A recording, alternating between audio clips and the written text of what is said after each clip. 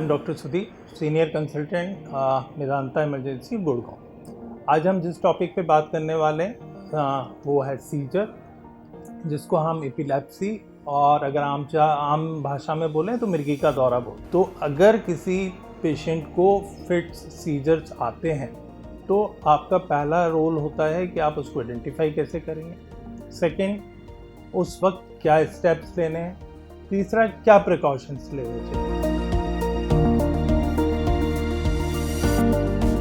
Symptoms में generally scissor में आपको जर्की मूवमेंट्स होते हैं जो आपकी पूरी बॉडी में हो सकते हैं या आइसोलेटेड लिम्स में हो सकते हैं, या आपका ड्रूलिंग ऑफ सलाइवा हो सकता है, या आपका यूरिन पास हो सकता है या मोशन पास हो सकता है। अगर इस तरह के सिम्टम्स होते हैं तो पॉसिबिलिटी है कि आपके पेशेंट को फिट्स या सीजर हो रहा हो।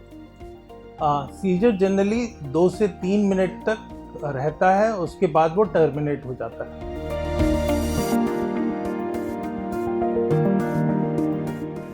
पेशेंट को कंफर्टेबल करना है, पेशेंट को लेफ्ट लेटरल पोजीशन में रखना है। लेफ्ट लेटरल पोजीशन मीन्स उसको करवट में लेकर रखना है ताकि वो एस्पिरेशन ना करे। जनरली सीजर वाले पेशेंट एस्पिरेट कर लेते हैं। दूसरा है कि जब सीजर टर्मिनेट होता है तो पेशेंट का जो होश है वो कम हो जाता है या वो बेहोश हो जाता है। तीसरा स्टेप है कि जो एक मोस्ट कॉमन है, जो बच्चों में जनरली देखा जाता है कि अगर उनको टेम्परेचर बहुत हाई हो जाता है तो भी उनमें फिट्स आ जाते हैं। ऐसी कंडीशन में आपको टेम्परेचर को कम करना है।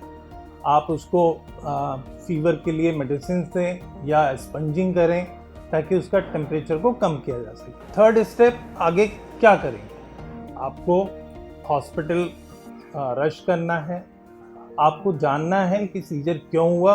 उसके लिए आप न्यूरोलॉजी डॉक्टर्स को कंसल्ट करें, वो आपको इन्वेस्टिगेट करेंगे, क्योंकि ये जानना बहुत ज़रूरी है कि आपको फिट्स क्यों हुआ।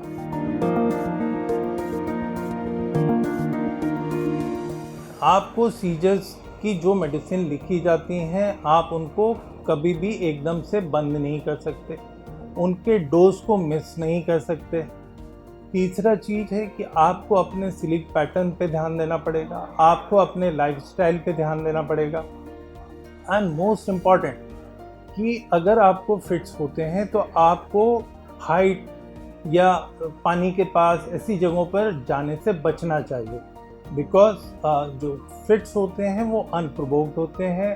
तो अगर आपको उस वक्त अगर कोई फिट्स आता है तो वो आपके लिए लाइफ के लिए खतरा हो सकता है। Thank you.